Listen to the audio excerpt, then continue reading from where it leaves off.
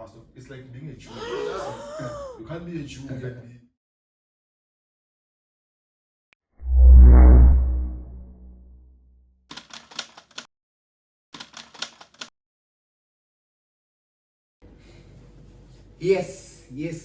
Yes. Welcome.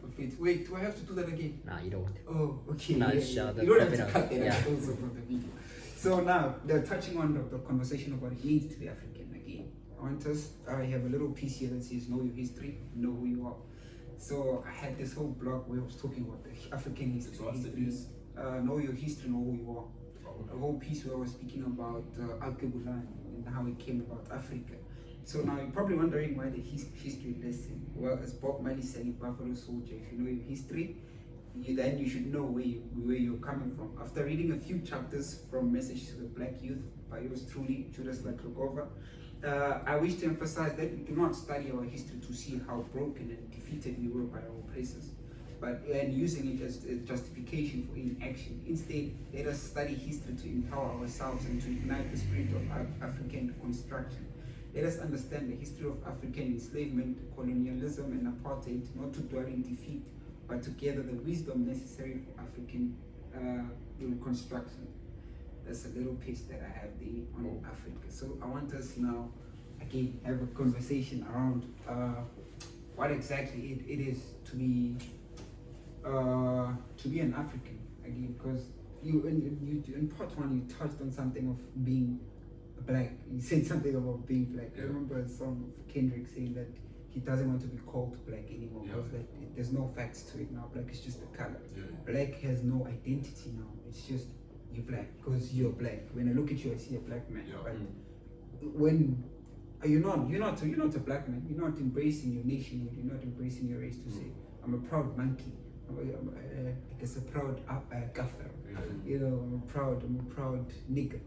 Just to throw that out there, James, and then we just build on that. There's something you quoted from your piece that says that know your history and you'll know who you are. I think that's the definition of Africanity. Being an African is being some either. So I guess it's being someone who is aware of their past. It's like being a Jew. You see, you can't be a Jew and be ignorant of Moses and the Bible. You must know the Bible and know the scriptures and everything for you to be considered a Jewish people, a person, because that's where now you can understand the culture, because that's all. Being African is about a specific culture. Understand? And how can you understand the culture if you don't know the background to the culture, which is the history? You see, because as Africans, I believe we were never given a chance to evolve and develop and build our own cities and do our own stuff.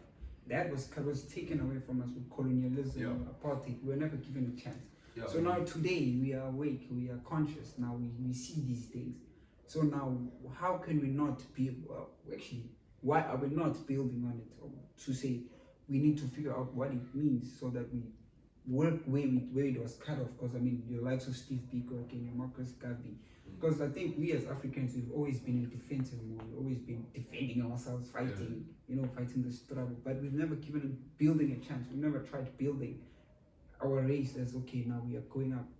And speaking of those building, we have your likes of the BEE and all those things, which we'll touch on in other episodes. When we go into deep politics and all those things, we'll touch on the likes of BEE and what it had to, or its inception, what it was supposed to be doing for SA, which it's not doing. But for now, I want us to just have a conversation around that, because we were never given a chance to actually try anything as Africans. That's what you say. Yeah, I mean that's what it is. That's what it is. We're never given a chance to evolve and figure out or to think on our own. And then we were given an education system that works for the white man, but it doesn't work for the black child. It works for the white kid, but it works not for the black child. Because I remember previously I had a conversation with you, and you mentioned how our education is focused on other things instead of teaching kids skills development and all those things. But I think that again we'll have a conversation when we get into education system. Once we start on education, politics, top three, not top three actually, education, politics, religion, culture, or in economics. economics, the top 5 there that Yeah. I want us to really go deep into it. And by then, hopefully, we'll have another co-host who's more informed on current affairs now today, like what's happening in the world today. Because Sure. I think most of our wisdom comes from books. We read a lot. We're still students. We're studying. I don't know if you just watch the news. No. We don't watch the news, so we need someone who can put that into context with what's happening in the world today. Yes. Because I see there's war going on everywhere, right? There's war happening everywhere. Even in Africa, the M23 rebels are still fighting. There's a war in DRC, if Yeah. I'm not mistaken. Yeah. Rwanda is still fighting. For what? We do don't not know. Yeah. We do not know. But we need those conversations, and we need to relate them to what's happening. Because we're gonna sound like a broken record every day Yes, sir. speaking about what we've been reading on, what we've been exposed to, but we're not relating it to today. People want solutions today. To now, yeah. They want solutions for today. So I think, just, today we're just touching vaguely on these aspects. So I don't know if you gents would like to add something to this. No, for me, going back to the question of knowing your history and you will know yourself, there's a thing, a caution I'd love to make is to say, we must be careful, not to pride ourselves in knowing the history of slavery Okay. and apartheid and colonialism, because in knowing that history, yes, you may be aware of those details, but I do believe that we must never confuse that thing as our history, because that thing is destructive to our way of thinking, bro.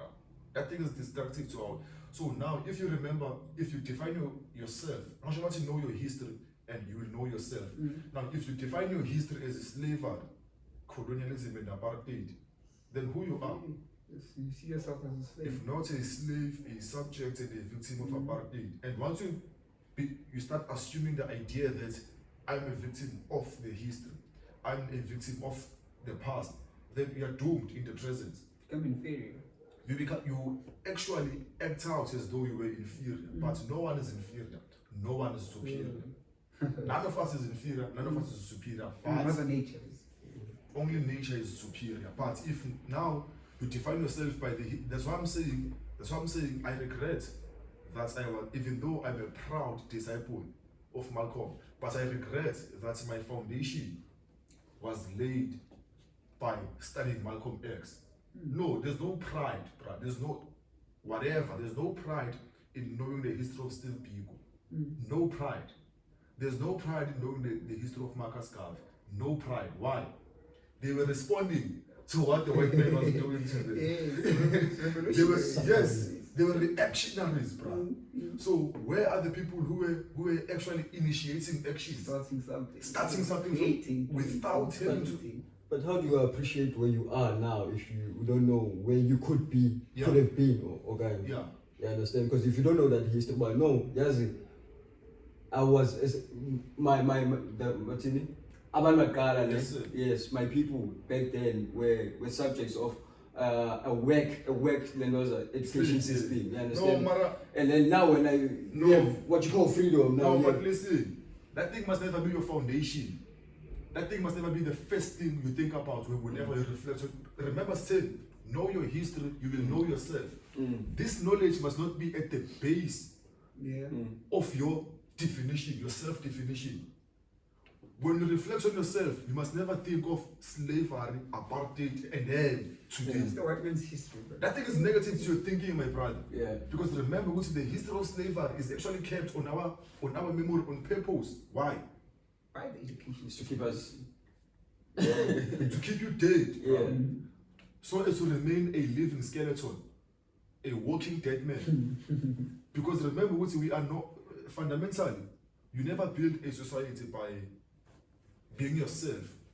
It is culture that makes us build societies.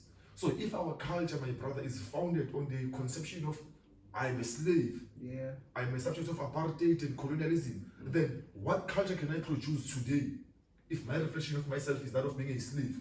A slave culture, bro. And you weren't born a slave. That thing is problematic. That's why I'm saying there's no pride in knowing Malcolm X. There's no, because they were responding and check, even their teachings, their lessons, their lectures and speeches, they were wrong. if you observe them, What do you mean? That's controversial. they were wrong. Here's why. Because they were wrong because they were. Malcolm X had to cook up stories in order to fight the white man using weeds.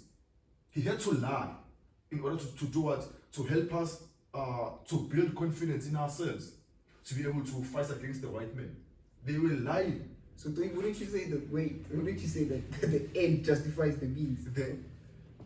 Well, Because if the lying worked, because I also sorry to cut you off when you speak. I also wanted to ask him a question because Yeah, already yeah, you I'm mentioned freedom. yes, sir.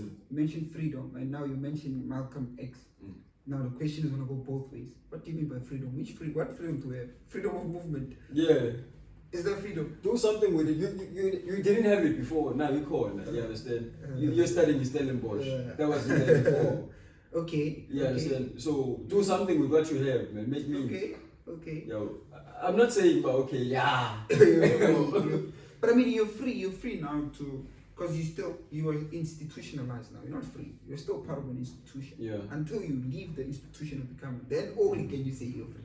Because I mean, freedom of movement, there isn't really much to it. And now with the means that the end justifies the means. So are you saying that their moral conduct was flawed by the lying? No, Okay.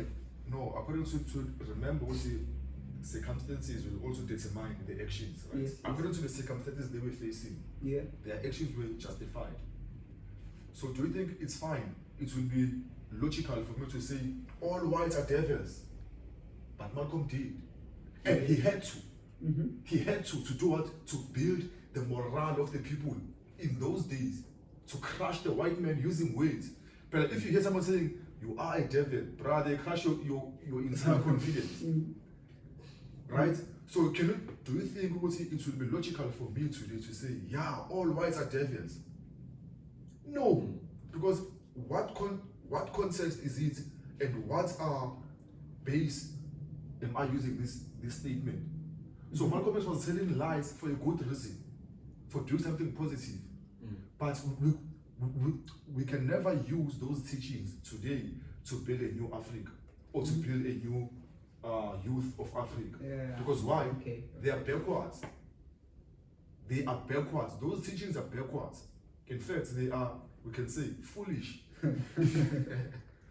You see? Yes. Hence I'm saying, English also cannot be foolish. no, but in context, they are Yeah. foolish. Yeah.